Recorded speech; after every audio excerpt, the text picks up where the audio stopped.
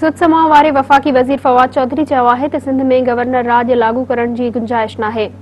Supreme court सूबे में article 140A लागू करे सिंध में वॾ वज़ारत आसिफ ज़रदारी हलाईंदो आहे।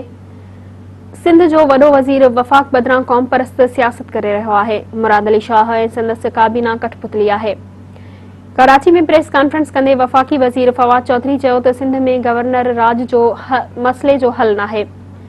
हू सिंध में गवर्नर राज जो हामी नाहे। सुप्रीम कोर्ट आर्टिकल 140A लागू करे।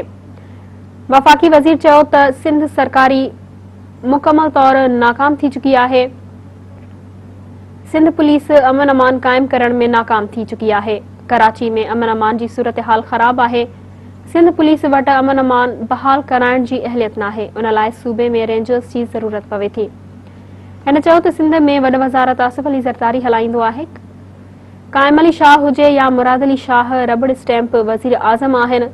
सिंध में समूरा अख़्तियार बिलावल हाउस वटि आहिनि। हिन चयो त नेब वटि केसनि में सभ खां वधीक प्ले बार्गेन सिंध मां थी आहे। नेब खे प्ले बार्गेन ज़रिए सिंध मां अरबें रुपया मिलिया आहिनि। वफ़ाक़ी वज़ीर चयो त सिंध जो पाणी पंजाब चोरी न पियो करे। सिंध में पाणी जी का बि खोट नाहे। बासर वॾेरा पाणी चोरी करे रहिया आहिनि। आसिफ अली ज़रदारी ऐं फरियाल टालपुर जी ज़मीननि खे पाणी मिले पियो। रगो ग़रीब हारियुनि जी ज़मीननि खे पाणी नथो ॾिनो वञे। फवाद चौधरी वधीक चयो त सिंध अंदरि फौरी तौर मकानी चूंडूं थियणु घुरिजनि। पीपल्स पार्टी ख़िलाफ़ इदारनि खे तबाह करण जो केस दाख़िल थियणु घुरिजे।